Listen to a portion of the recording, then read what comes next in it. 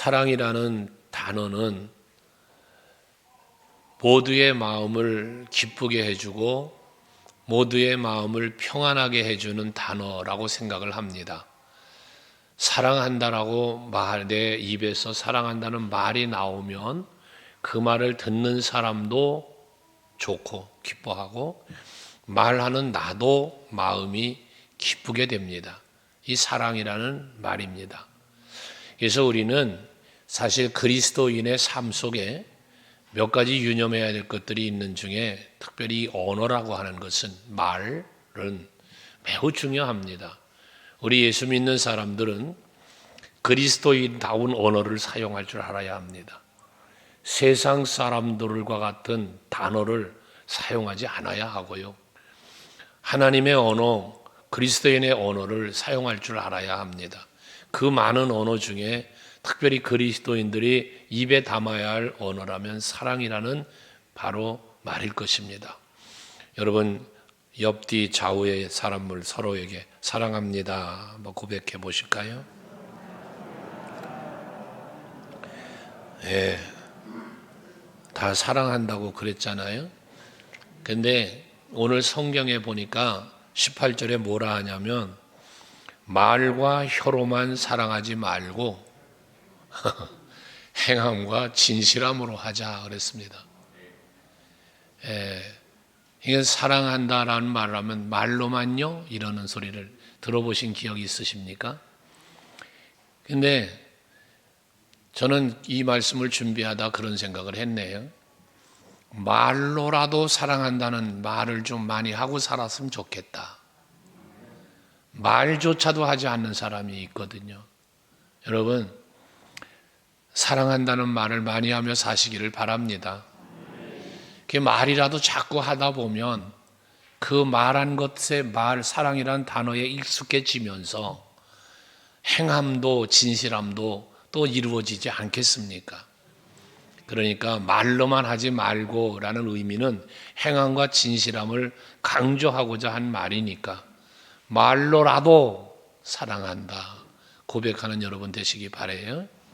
근데 우리 그리스도인들뿐만 아니라 모든 세상 사람들이 그렇습니다만은 사실 사랑한다라는 말을 하고 사랑한다는 마음도 갖고 있지만 실제적으로 사랑을 행함으로 실천하는 데는 부족함이 많은 것이 사실입니다. 사랑하는 마음은 있는데 그 사랑을 마음에 갖고 있는 사랑을 행함으로 표현하는 데 부족함이 있다. 또 말은 사랑한다고 하는데 행함으로는 부족함도 있다라는 사실을 우리는 부인할 수 없을 것입니다. 우린 특별히 하나님을 사랑한다는 말, 이 처음 사랑을 회복하자는 슬로건을 갖고 금년을 가고 있는데 사실 하나님을 사랑한다라고 하면서도 우리는 때로는 계속되는 고난의 연속이 이루어지면 하나님이 원망도 하고 또 하나님께서 내가 구하고 바라는 것을 신속하게 응답지 않고 좀 더디게 이루어 주시면 그것 때문에 또 불평도 하기도 하고 또 자신의 죄 때문에 하나님과 가까이 가지 못하고 하나님과의 관계를 또 가로막히는 이러한 우리들의 모습을 보게 되어집니다.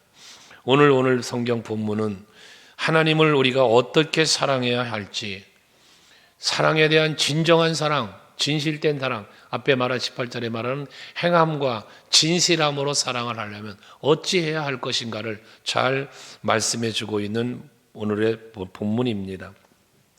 사랑을 우리가 하는 데 있어서도 보면 여러 가지 사랑들이 표현되잖아요. 근데 우리가 사랑합니다라는 고백 하나를 해도 또는 어떤 사랑의 행동을 해도 이것이 자발적이질 못하고 어떤 강제적 시키니까 하는 어떤 이런 사랑, 또 의무적 사랑, 이런 사랑도 있잖아요.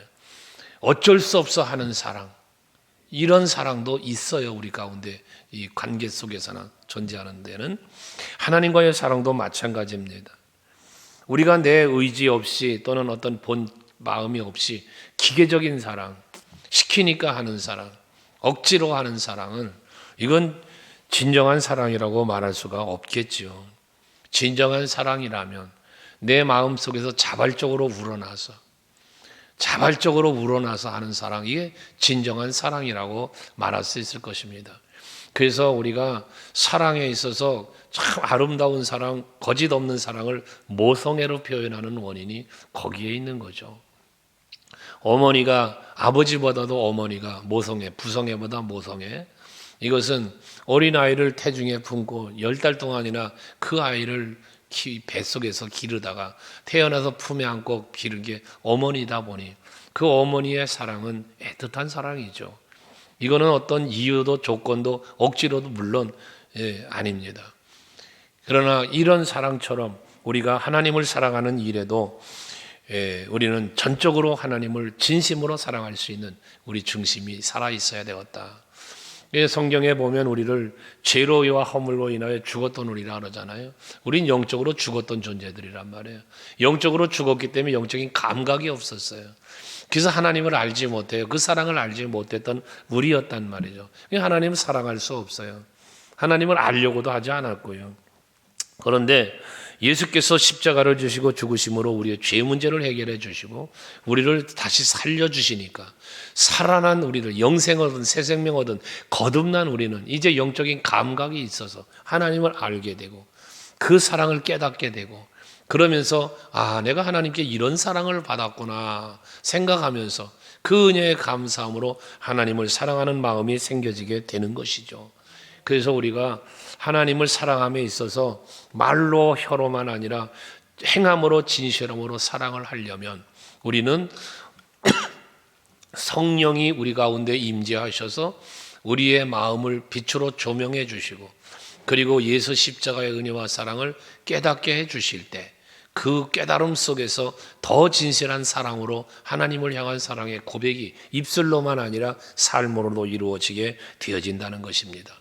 그래서 우리는 성령을 받으면 권능을 받는다고 예수님 말씀하셨는데 그 성령이 우리에게 임할 때 받는 권능으로 말미암아 생겨지는 열매들을 갈라디아서 5장에서 성령의 열매를 말할 때 제일 첫 번째 열매를 사랑이라 말하는 거예요.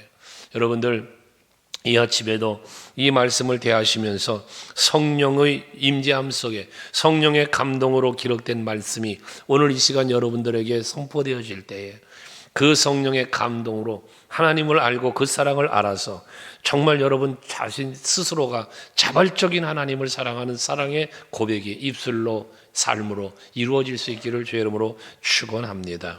우리가 성령이 충만해져야 예수님처럼 바울처럼 그렇게 하나님을 사랑하고 그 뜻을 이루는 삶을 살 수 있기 때문에 그런 것입니다. 그렇다면 우리가 이처럼 진실한 사랑, 하나님을 사랑하되 행함으로 사랑할 수 있는 그것이 무엇일까를 헤아려 보면 많은 사람들이 사랑한다라고 말하면서 사랑하는 대상에게 어떻게 사랑을 표현하려고 하느냐? 그가 좋아하는 것을 해주려고 합니다. 그가 기뻐할 만한 걸 해주려고 합니다. 그 사랑의 표현의 방법입니다. 그게 어떻게 하면 저 사람을 기분 좋게 해줄까? 어떻게 하면 저 사람이 좋아하는 것을 해줄 수 있을까? 이거를 찾아보고 그걸 해주려고 노력을 합니다. 이게 사랑의 표현인데요. 그런데 우리가 어떤 분이 그런 글을 써놨더라고요. 사랑은 상대방이 좋아하는 것을 해주는 것도 사랑이지만 또 한편 사랑은 상대방이 싫어하는 것은 하지 않는 것도 사랑이다 그랬어요. 그러니까 여러분들 하나님을 사랑함에 있어서도 마찬가지예요. 하나님이 기뻐하시고 하나님이 좋아하시고 하나님이 원하시는 일을 하는 것도 중요한데 반대로 생각하면 하나님이 싫어하는 거 하지 말라 하는 걸 하지 않는 것도 사랑의 방법이라는 겁니다. 서로를 사랑하는 데 있어서도 정말 사랑하는데도 그렇잖아요. 막 좋은 걸 막 해줘. 선물도 해주고 막 해요. 그런데도 간혹 그 공들였던 모든 것이 무너지는 게 뭐냐? 상대방이 싫어하는 짓을 하기 때문에 그러는 거예요. 잘 하다가도 싫어하는 말, 싫어하는 행동 하나가 그 공들였던 모든 것을 다 무너뜨려 버리는 이런 인간관계에서도 그런 거를 볼 수 있게 되잖아요. 마찬가지입니다. 하나님 앞에도 우리가 나름대로 열심히 내고 신앙생활 하면서 하나님 말씀대로 산다고 하다가도 언뜻 죄를 범하게 되어져요. 그 죄 때문에 결국 하나님을 우리는 사랑한다고 하면서도 온전한 사랑으로, 진정한 사랑으로 이루어가지 못하는 경우를 많이 보게 되어진다는 것입니다. 그래서 우리는 항상 생각해야 할 것은 하나님께서 싫어하는 짓은 하지 말자. 하나님이 좋아하시는 일을 못 해드릴 망정 싫어하는 것은 하지 말자. 이런 마음을 여러분 갖고 살아갈 수 있길 바라요. 오늘 22절에 보면 21절에 보면 사랑하는 자들아 만일 우리 마음이 우리를 책망할 것이 없으면 하나님 앞에 담대함을 얻고 그래요. 하나님을 사랑하려면 하나님과 관계가 열려져야 되는데 하나님 앞에 책망받을 것이 있으면 하나님 앞에 담대하게 설 수가 없어요. 하나님 앞에 죄의식이 있어서 설 수 없어요. 그러니 하나님 앞에 진정한 사랑을 고백할 수도 다가갈 수도 없게 되어진단 말입니다. 그러므로 하나님이 싫어하는 하나님 앞에 책망받을 짓을 하지 않으려고 힘써야 되는데 그럼 하나님이 싫어하는 게 뭘까? 하나님이 싫어하는 게 뭐냐? 여러 가지 말할 수 있겠습니다만은 한 단어로 표현한다면 죄입니다. 죄. 하나님은 죄를 싫어하세요. 그래서 죄의 삭을 뭐로 갖다 놨어요? 사망으로 갖다 놨어요. 죄를 하나님과의 관계를 가로막는 것이라고도 말했어요. 그만큼 죄라고 하는 것은 하나님과 우리와의 사이를 갈라놓는 거예요. 하기 때문에 우리가 하나님을 진심으로 사랑하고 하나님 앞에 책망받거나 하나님이 싫어할 만한 일을 하지 않으려면 죄를 범하지 않는 거예요. 죄와 멀어져야 되는 거예요. 그런데 우리가 왜 죄를 짓습니까? 죄를 짓는 이유가 무엇입니까? 죄를 짓는 이유는 욕심 때문입니다. 그래서 야고보서 1장 15절에 욕심이 잉태하면 죄를 낳고 죄가 장성하면 사망을 낳는다는 거예요. 그만큼 죄는 하나님이 싫어하는 거요. 하나님과 우리와의 관계에서 그 사랑의 관계를 깨뜨리는 요소가 바로 죄라고 하는 것입니다. 그렇다면 우리가 하나님을 진정으로 사랑하려면 죄 문제를 해결해야 되는데 그럼 하나님 앞에 죄가 그럼 구체적으로 죄가 뭐냐? 앞에 욕심을 얘기했지만 죄는 근본적인 죄는 무엇이냐면 믿지 않는 죄예요. 하나님을 믿지 않는 거. 여러분들이 하나님을 온전히 믿어야 되는데 믿지를 않아. 말씀을 믿질 않아. 심지어 그 존재를 믿질 않아. 하나님의 존재를 부정하는 그런 사람들도 있잖아요. 또 하나님의 존재는 인정하지만 하나님의 존재를 인정하면서도 엉뚱한 것을 하나님이라고 섬기는 그런 경우도 있었지 않았어요. 남유다와 북이스라엘이 갈라졌어요. 분열됐을 때에 북이스라엘의 왕이 됐던 여로보암이 그 백성들이 예루살렘으로 절기를 지키러 늘 가야 하는데 그러가다 보면 백성들의 마음을 빼앗길까 봐서 베델과 단에다가 금송아지를 만들어 놨잖아요. 그러곤 이게 여호와라는 거예요. 이게 하나님이라는 거예요. 그리고 그 앞에 경배하게 그 앞에 절하게 우상을 섬기게 결론적으로 만들었단 말이죠. 하나님의 존재는 인정해요. 우리는 하나님의 백성이라는 사실도 고백을 해요. 그런데 정작 하나님이 아닌 뭐래? 우상, 금송아지를 만들어 놓고 이게 신이라는 거예요. 이런 범죄도 있단 말이에요. 하나님을 믿지 못하는 죄예요. 또 오늘날 여러분도 흔히 지을 수 있는 죄. 여러분 하나님의 존재를 믿어요. 하나님의 능력, 하나님의 사랑 다 믿어요. 그런데 무슨 죄를 우리가 범하느냐? 의심하는 거예요. 의심. 열심히 믿음으로 기도했는데 응답을 혹시 안 해주시면 어떡하나? 의심을 해요. 하나님의 약속의 말씀을 믿느라고 아멘도 하면서도 그게 사실일까? 의심을 해요. 이 죄예요. 이게 믿지 못하는 죄거든요. 이러한 죄 문제를 여러분들 다 물리치고 해결해 나가야 진정한 사랑을 하게 된다는 거예요. 하나님이 싫어하는 짓을 믿지 않는 거니까요. 그래서 로마서 14장 23절에 보면 사도 바울은 그런 말을 해요. 의심하고 먹는 자는 정죄되었나니 이는 믿음을 따라 하지 아니하였기 때문이라고 말하면서 그 다음 뭐라고 그래요? 믿음을 따라 하지 아니하는 것은 다 죄다. 믿음으로 살지 않는 건 다 죄라는 거예요. 여러분 시편 1편 말씀에 보면 악인의 길을 따르지 않고 죄인의 길에 서지 않는다 그러잖아요. 죄인의 길이 뭐예요? 예수를 믿고 예수를 따라가지 않는 길, 예수와 함께하지 않는 길, 이거 다 죄인의 길인 거예요. 그러므로 여러분들 하나님을 믿노라고 우리가 믿음을 많은 고백을 하시는데요, 그 믿음이 진정성 있는 믿음이 될 때 그 진정성 있는 믿음이 하나님을 진정성 있는 사랑으로 이끌어 간다는 이야기예요. 그래서 믿음으로 산다는 것, 믿음으로 사는 것, 이 자체가 하나님을 향한 사랑의 실천이 되어진다는 말씀인 것입니다. 하나님을 믿는다고 말하면서도 하나님 말씀에 귀를 기울이지도 않고, 또 하나님 말씀을 들으면서도 아멘이라고 받으면서도 그거를 의심하면서 믿음으로 살지 않는 것, 이 모든 것들은 하나님 앞에 죄가 된다.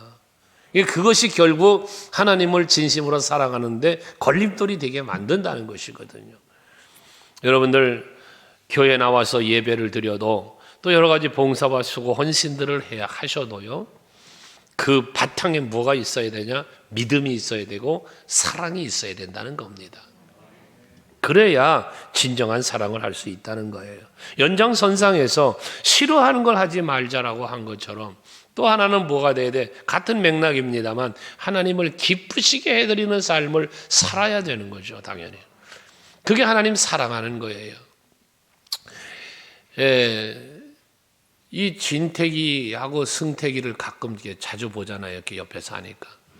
그러면은 이 진태기라는 놈이 승태기한테 완전 개그맨이에요.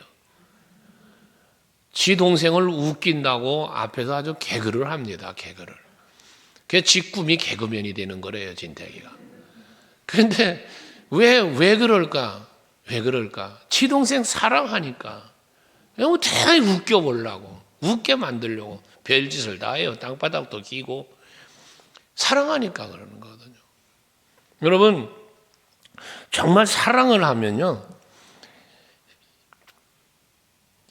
이것도 이제 제가 책을 보다가 본 거예요. 그렇게 써있어요. 사랑하면 할 수 없을 것 같은 일도 할 수 있고, 사랑하면 따를 수 없는 것도 따를 수 있고, 사랑을 하면 순종할 수 없는 것도 순종할 수 있다. 그렇지 않을까요? 동감을 했어요. 그래서 메모를 한 건데, 사랑하면 할 수 없는 것 같은데 사랑하기 때문에 하게 되고, 가기 싫어도 사랑하니까 가게 되고, 사랑하니까 순종하게 되고, 요구사항을 들어준다고 말이에요. 이 사랑한다면이라는 거예요. 사랑한다면. 여러분, 내가 하나님을 사랑한다면, 내가 이웃을 사랑한다면, 여러분이 교회를 사랑한다면, 이 사랑한다면, 정말로 진정한 사랑으로 사랑한다면 여러분들이 생각이 바뀌고 말이 바뀌고 삶이 바뀌어지는 거예요. 왜? 사랑하기 때문에 기쁘게 해주고 싶거든. 기쁘게. 그래서 우리는 하나님을 기쁘시게는 히브리서 11장에 말하지만 믿음이 없이는 하나님을 기쁘시게 못한다고 그랬잖아요.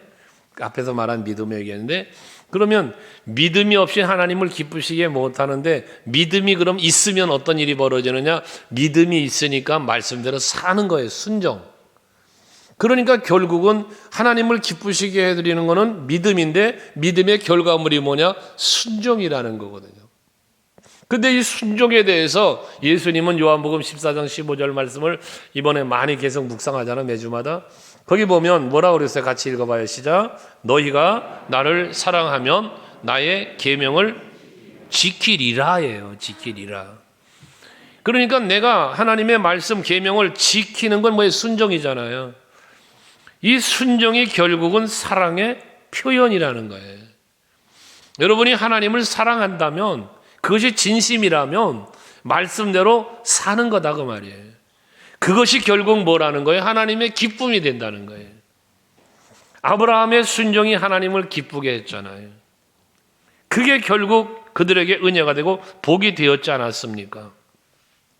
이것처럼 하나님의 말씀을 순종한다는 것은 결국 믿음으로 이루어지는 건데, 그것은 결국 사랑으로 또한 연결되어진다는 것. 우리가 지금 요한일서 3장을 보고 있는데 요한일서 앞에 2장 5절 말씀을 한번 같이 볼까요? 요한일서 2장 5절 한번 같이 읽어요. 시작. 누구든지 그의 말씀을 지키는 자는 하나님의 사랑으로 참으로 그 속에서 온전하게 되었나니 이로써 우리가 그의 안에 있는 줄을 아노라. 아멘. 여러분, 우리가 하나님의 말씀을 지키는 자가 될 때, 순종이죠. 순종하는 사람이 될 때 하나님의 사랑이 참으로 그 속에서 온전하게 된다는 거예요. 그러니까 결국 하나님의 사랑이 내 안에서 온전하게 되었다는 건 뭐예요? 하나님의 사랑받음을 깨달았고 그 사랑 안에 살고 있는 걸 말하는 거잖아요. 그러니까 이 사랑을 받은 내가 나도 하나님을 내가 이런 사랑 받았구나. 그래 나도 하나님 사랑해야지 하고 살아가는 삶이 순종으로 이루어진다는 거예요. 그게 증거라는 거예요. 증거.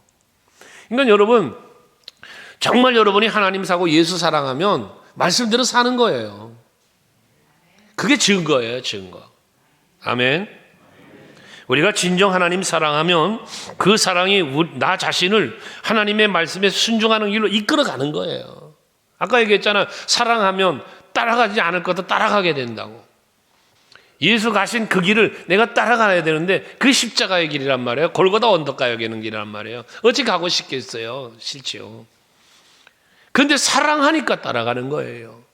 요한복음 21장에 보면 고기 잡는 베드로에게 부활하신 주께서 찾아오셔서 묻잖아요. 야, 너 나 사랑하냐?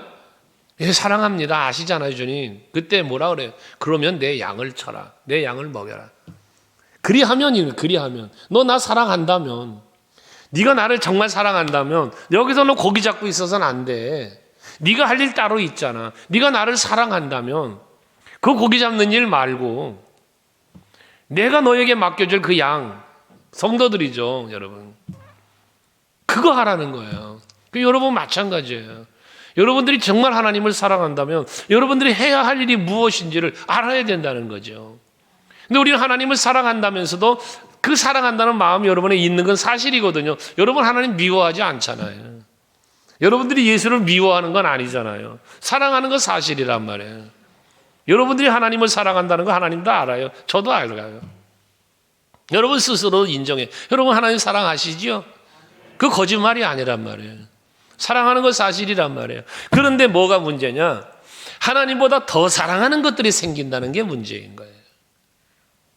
하나님을 사랑하지 않는 게 아니에요. 하나님 사랑하는 건 맞아요. 근데 더 사랑하는 것들이 생긴다는 얘기죠. 그게 그것 따라가는 거예요. 그러니까 하나님의 기쁨이 되질 않아요. 하나님의 기쁨은 무슨 기쁨이냐? 어떻게 사랑을, 진정한 사랑으로의 기쁨이냐면 우선순위가 하나님께 있는 거예요. 우선순위가. 그 하나님이 감동을 받는 거죠. 감동을. 믿음도 마찬가지고요. 소망도 사랑도 마찬가지거든요. 그래서 하나님이 요구하시는 건 결국 뭐냐? 순종이라는 거예요. 그래서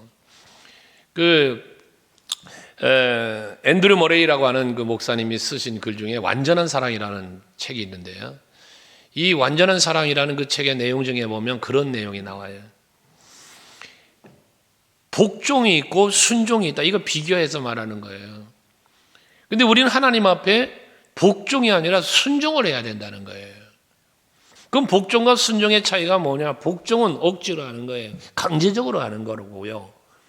순종은 자발적으로 하는 거라는 거예요. 맞죠? 단어의 의미를 다 알잖아요. 그럼 하나님은 우리에게 뭘 요구하시느냐? 복종이 아닌 순종을 요구하신다는 거죠. 그리고 순종하기를 기다려 주신다는 거죠. 하지만 순종을 기뻐하시고 순종을 기다려 주시지만 그러나 결과적으로 순종하지 않을 때 하나님은 어떻게 하냐? 복종시키신다는 거죠. 복종. 거긴 하나님의 강권하심이 들어가는 거예요. 여러분 하나님을 진정으로 사랑한다면 억지로 복종이 아니라 자발적인 순종이 있는 사랑, 그러한 신앙생활이 여러분에게 이루어지기를 원합니다. 사실 일부 예배도 그런 비유를 했습니다마는 오늘도 동일한 일이 벌어졌어요. 오늘도 동일한 일이 벌어졌는데 아마 2부 예배 때는 애기들이 이제 올라갈 생각 없겠지만 1부 때는 애기들도 예배를 와서 드리고 예배하러 올라가니까요. 여러분 자녀들 아침에 앞에 있으면 인사하잖아요. 인사시키잖아요. 그럼 인사라면 부모들이 엄마나 아빠나 데리고 오면서 애기들한테 뭐라 그래요? 목사님께 인사하라 시키잖아요. 그럼 어떤 놈은 와서 인사를 꾸벅하는 놈도 있지만 어떤 놈은 뻗대고 안 하는 놈도 있거든요. 지 기분 나쁘면 안 해요. 어떤 때는 또 알아서 집안으로 쫓아와서 인사도 하는데, 안 하면 어떻게 돼요? 머리 잡고 푹 눌러요. 엄마나 아빠가 자기 애 머리를 잡고 푹 누르면서 인사하라고 이래요. 강제적인 거죠. 이 순종이 아닌 뭐 한 거예요? 복종이라고도 그 표현할 게 아니에요. 어쨌든 그래요. 때론 저도 그래요. 애들 이렇게 보면은 내가 먼저 인사를 해요. 안녕하세요. 그러면 이놈이 안 할 때가 있어요. 인사받고 지는 안 해요. 그럼 지가 머리 잡고 푹 숙여요. 저도 한 번씩 그럴 때가 있어요. 강제적인 거죠. 여러분, 하나님은 여러분들에게 여러분의 믿음을 보고 싶어 해요. 삶으로. 여러분의 사랑의 고백을 듣고 싶어 하세요. 보고 싶어 하세요. 그걸 기다리는 거예요. 순종으로. 그런데 안 하니까 어떻게 돼요? 안 하니까 벌도 내리시기도 하고, 고난을 던져주시기도 하고, 강제적으로 하나님 말씀 앞에 순종하도록 이끌어 가시더라는 얘기지. 그러니까 우리가 진정으로 하나님을 사랑한다면 억지로 이끌려가는 복종이 아니라 순종하기를 원하신다. 그게 진정한 사랑이라는 거예요. 그래서 때로는 하나님은 복종시키시면서도 그 복종이 순종으로 승화시켜지도록, 처음에는 강제적이었지만 나중에는 스스로가 진정으로 하나님을 사랑할 수 있도록 만들어 가시는 하나님의 사랑, 우리는 보게 된다는 거죠. 그러니 여러분, 하나님의 강제적인 복종을 시키시기 전에 스스로 하나님을 사랑하면서 살아갈 수 있는 여러분들이 되셔서 하나님을 기쁘시게 해드리는 여러분들 되시기 바랍니다. 그리고 궁극적 하나님의 사랑이라면 말할 것도 없이 예수 닮아가는 겁니다. 내가 예수를 닮아가는 거예요. 그리고 예수와 동행하는 거예요. 아까 함께 함을 이야기했는데, 사랑하면 함께 되잖아요. 그래서 예수를 닮고 예수를 따라가는, 동행하는 그런 사랑, 그런 삶을 사는 것이 하나님을 향한 진정한 사랑이 되어진다는 것이죠. 사람이 그렇잖아요. 보면 그런 얘기 많이 하잖아요. 부부는 닮아간다. 그런 말 하죠. 부부는 닮아간다. 근데 오래 같이 살면은 사랑하는 관계는 닮아간다는 거예요. 심지어 얼굴도 닮아간대. 습관도 닮아가고, 취미도 닮아가고, 말투도 닮아가고. 이 참 신기한 게 말이에요. 이 혈통이라는 거 참 못 깨는 것 같아요. 어느 분이 그래요. 목사님, 이승근 목사님 걷는 거 보면 또 목사님 뒤에서 보면 목사님 걷는 거하고 똑같다고 그래요. 걸음걸이도 같대. 다 닮아가는 거예요. 닮아가, 여러분. 근데 우리는 이 닮아갈 수밖에 없었던 이유가 뭐냐? 소통에 있어요. 소통. 서로 대화하고, 서로 함께하고, 교제하고, 동행하면서 거기서 닮아가는 거예요. 말투까지 닮아간다니까. 말투, 언어조차가도. 그러니까 여기서 뭐가 형성되는 거예요? 소통 속에서 서로 사랑이 싹 드는 거야. 거기서 서로를 이해하게 되고, 서로의 마음을 헤아리게 되고, 그렇게 살아갈 수 있는 거거든요. 그러니까 여러분들 부부간에도 대화 많이 하셔야 돼요. 소통을 많이 하셔야 돼요. 그러면 그렇구나 하고 뭔가 이게 서로를 알아갈 수 있는 것도 중요한 건데, 신앙도 마찬가지예요. 우리가 하나님을 사랑하고 하나님과 함께하고 동행하면서 예수 닮아가는 거지. 예수님 어떻게 하셨나? 예수님 어떻게 사셨나? 그걸 닮아가는 거 아니겠습니까? 그게 진정한 사랑이라는 거예요. 어떤 부부가요, 레스토랑에 밥을 먹으러 갔대요. 밥을 먹으러 갔는데 그 레스토랑 이제 그 스테이크를 먹으러 스테이크가 이제 나와서 같이 이제 부부가 외식을 하는데, 레스토랑에 이제 이렇게 잔잔한 음악이 흘러나오잖아요. 그러니까 아내가 남편에게 물어봤대요. 여보, 이 곡이 뭐야? 그랬대요. 이 곡이 뭐야? 흘러나오는 음악이 뭐냐고 아내가 물은 거야. 그랬더니 남편이 하는 말, 뭔 곡이요? 암소 등심이지. 이게 여러분 얼마나 생각이 지금 다른 거냐 말이에요. 아내는 지금 흘러나오는 노래, 이 곡이 무엇냐고 물었는데 남편은 지금 우리가 먹고 있는 이 고기가 무슨 고기냐고 들었다는 이야기예요. 응? 그러니까 남편은 그래서 이 소고기라고 그랬다는 거 아닙니까? 이게 뭐예요? 서로가 지금 분위기에도 어울리지 못하고 있는 이런 이 에피소드를 들은 이야기가 있는데, 여러분 그렇습니다. 우리가 하나님이 말씀하시면 그 말씀의 의미가 뭔지, 왜 오늘도 이 말씀이 선포되고 있는데 이 말씀을 들으면서 왜 하나님이 오늘 이 말씀을 나에게 주실까? 이 말씀이 무엇인가? 내가 이 말씀을 어떻게 받아야 할까? 또 이 말씀대로 내가 살려면 어찌해야 될 것인가? 이게 하나님과 여러분 영적인 소통이거든요. 이것이 이루어져야 진정한 사랑이 거기서 나오는데, 말씀을 들으면서도 말씀이 한쪽 귀로 왔다 한쪽 귀로 흘러나가고 이 말씀의 의미를 생각하지도 않고 헤아려 보지도 않고 그냥 내키는 대로, 내 기분대로, 내 감정대로 이끌리며 산다면 진정한 사랑 앞에 말한 말씀에 순종하는 그러한 삶이 이루어질 수 없다는 겁니다. 그래서 우리가 항상 하나님을 닮아가면서 하나님과 동행하는 삶을 살다는 것은 결국 예수 안에 내가 살고 내 안에 예수가 사는 것, 이게 결국은 동행이잖아요. 내 안에 예수가 계실 때 내 생각을 그분이 다스리시니까 생각이 예수 마음을 따라가게 되고요. 그분을 생각하며 살아가며 동행하니까 그분이 가는 길을 내가 가는 거잖아요. 이게 동행이고 이게 사랑이란 말이에요. 그래서 요한일서 앞에 2장 6절 말씀을 또 한번 보시면요. 자, 같이 한번 또 읽어볼래요? 시작. 그의 안에 산다고 하는 자는 그가 행하는 대로 자기도 행할지니라. 아멘. 여러분, 그의 안에 산다가 뭐 예수 안에 사는 거잖아요. 예수 안에 산다고 하는 자는, 여러분 예수 안에 산다, 말씀 안에 산다 다 동일한 얘기로 볼 수 있는데, 여러분들이 신앙생활 한다는 자체는 예수 안에 사는 거고 말씀 안에 산다라고 우리가 말하는 거란 말이에요. 우리가 그렇게 생각하고 있는 거란 말이에요. 정작 그렇다면 그가 행하는 대로 자기도 행할지니라. 예수께서 어떻게 사셨는지 그걸 나도 그렇게 살자는 거예요. 그게 그 안에 사는 거고요. 그게 결국 하나님을 사랑하는 거라는 거예요. 그래서 오늘 본문 24절에 보면 그의 계명을 지키는 자는 주 안에 거하고 주는 그의 안에 거하시나니 그랬어요. 여러분들 정말 여러분 안에 예수가 계셔야 하고 나는 예수 안에 있어야 하고, 그래야 서로 영적 교류가 이루어지면서 하나님을 사랑하고 예수를 사랑하는 삶이 이루어진다는 말씀입니다. 아까도 얘기했죠. 언어. 우리의 언어가 예수 닮아가야 돼요. 그리스도인의 언어를 써야 된다고 그랬잖아요. 여러분 스데반 집사님의 순교 현장을 우리는 알아요. 사도행전 6장에서 7장에 이어지는 말씀에 보면 스데반 집사님이 순교의 현장에서 사도행전 7장 60절에 보면 그런 고백을 하잖아요. 저들의 죄를 그들에게 돌리지 말라는 거예요.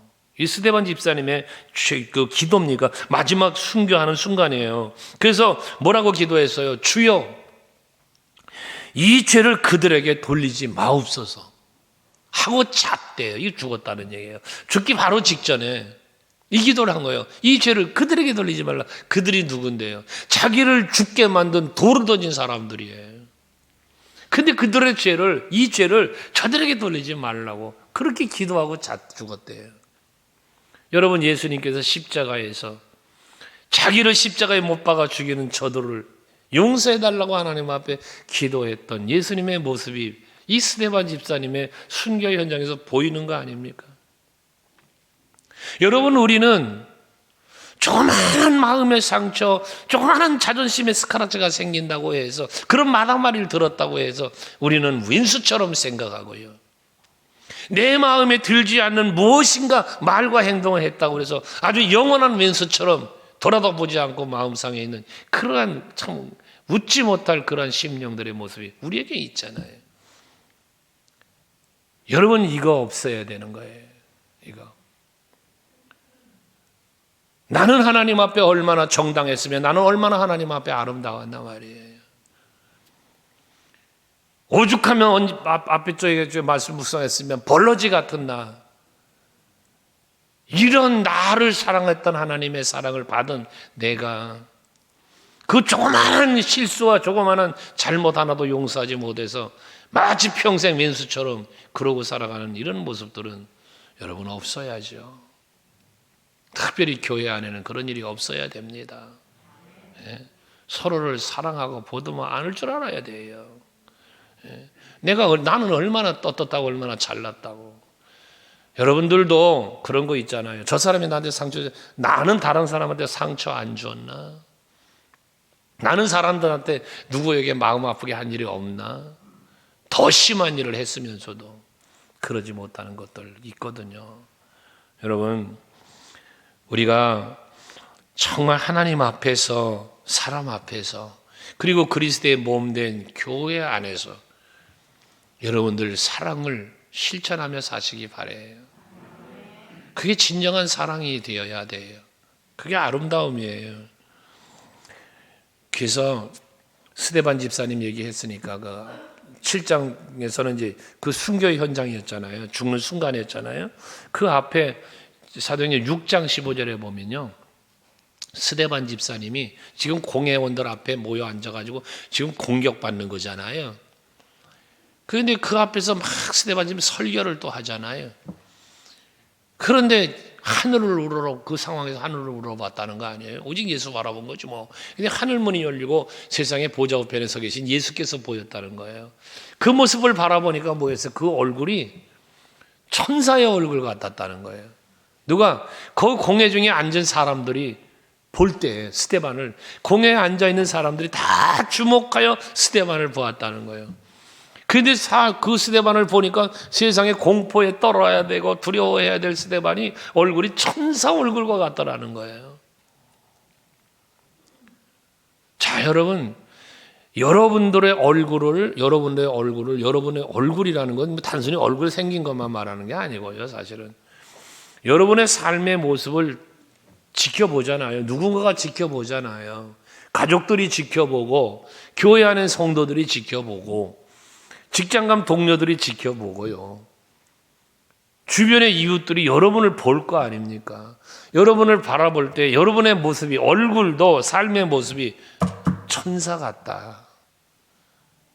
저 사람은 정말 예수 믿는 사람답다. 이런 평을 들을 수 있는 우리들이 되어야 되지 않을까요? 이거 진정한 사랑이 없이는 안 되는 일입니다. 여러분의 얼굴에서, 여러분의 삶의 모습에서, 여러분의 언어 속에서, 여러분의 행동 속에서 예수의 모습이 보일 수 있는 것, 그게 진정한 사랑을 살아가는 실천적인 삶을 사는 사람의 삶의 모습이었다는 거죠. 그러한 모습으로 삶을 살아가는 성도들이 모인 공동체, 그게 살아있는 교회고, 그게 사랑이 넘치는 교회고, 평강이 있는, 행복이 있는 교회가 되는 겁니다. 우리 서강교회가 정말 성도 여러분들이 진정한 사랑의 공동체가 돼서 우리 교회는 예수 사랑의 향기가 그윽하게 퍼져나는 교회가 되고, 그래서 사랑으로 다시 한번 처음 사랑을 회복하면서 우리가 사랑으로 교회를 세워가서 살아있는 교회, 소망이 있는 교회, 사랑이 있는 교회가 되어지는 우리 모두 되기를 바랍니다. 기도하겠습니다.